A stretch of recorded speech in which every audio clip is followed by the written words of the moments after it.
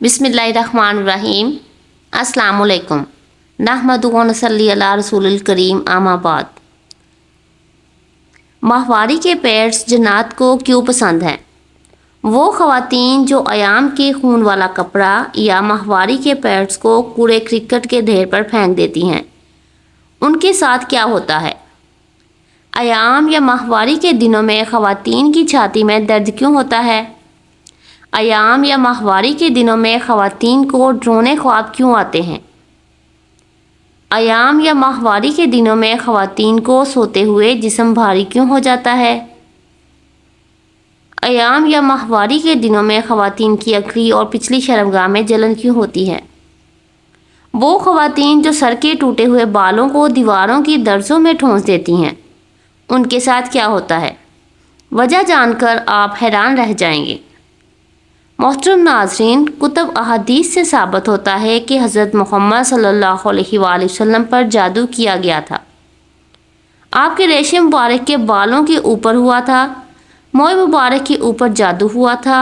हकीकत तो ये है कि आज तक हमारी तरबियत ही नहीं की गई, इसलिए हम इन पेचीदा मामलात को समझते ही नहीं हैं और फिर ऐसे नागहानी मुसीबतों में फंस जाते हैं जिनसे निकलना कोई आसान काम नहीं होता।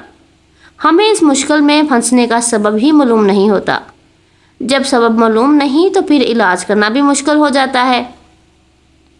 जब किसी चीज़ को सबब मालूम होगा तभी उसका इलाज मुमकिन हो सकेगा।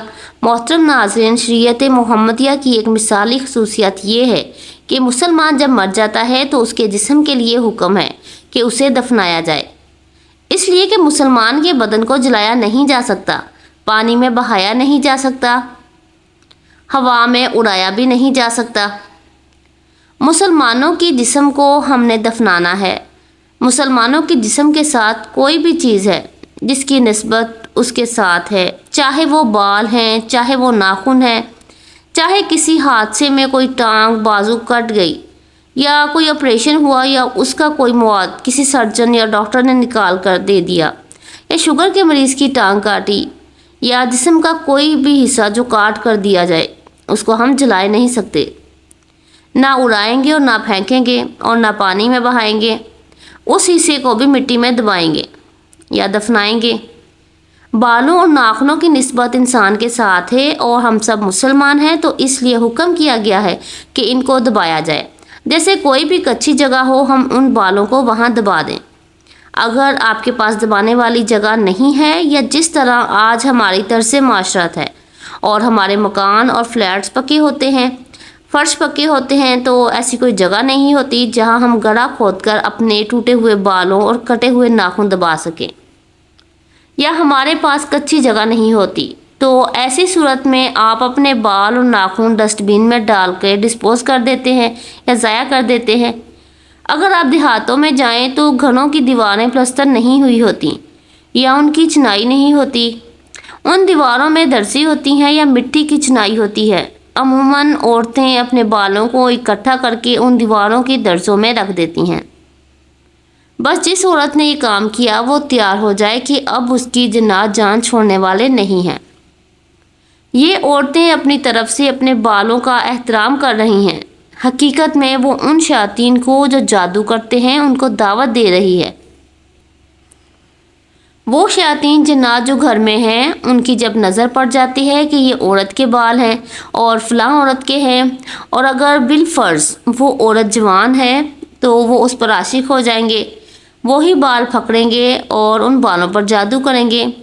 और जादू जो बालों के ऊपर होता है या जिस्म का कोई भी हिस्सा या कोई कपड़ा जो मिस किया हो, वो 24 घंटे के अंदर जादू जो है वो अपना असर दिखाना शुरू कर देता है।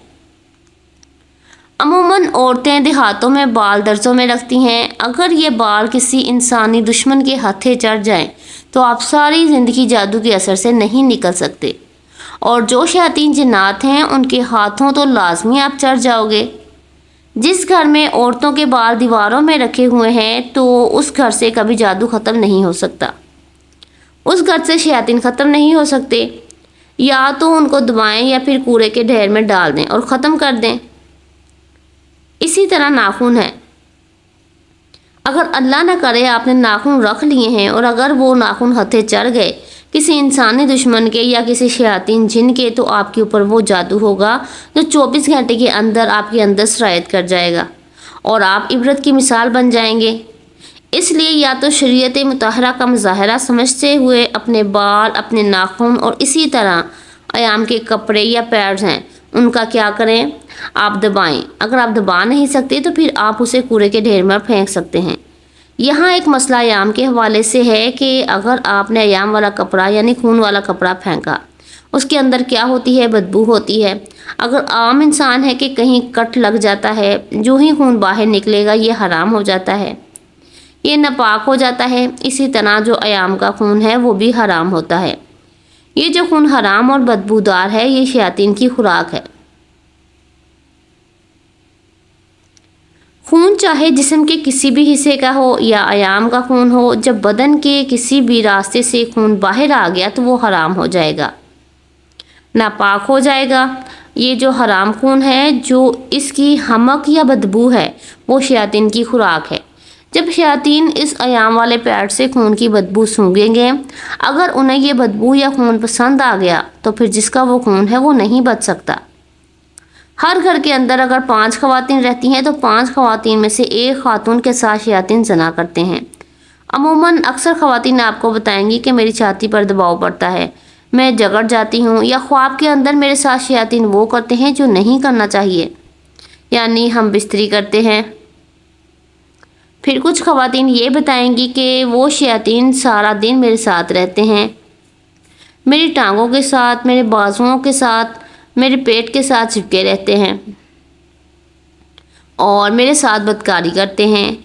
ان عورتوں کی نشانی یہ ہوتی ہے کہ ان کی پیشاب والی جگہ جلے گی۔ اگر وہ بدفعلی کرتے ہیں تو ان کے پخانے والی جگہ جلے گی، کیونکہ شیاطین کو اللہ پاک نے آگ سے بنایا ہے۔ جب یہ آگ بار بار خواتین کے اندر آئے گی تو وہ خواتین لا علاج بیماریوں کا شکار ہو جائے گی، اور پہلی علامت یہ ہوگی کہ عورتوں کے ایام آگے پیچھے ہو جائیں گے، کبھی بند ہو رہے ہیں، کبھی کھل رہے ہیں۔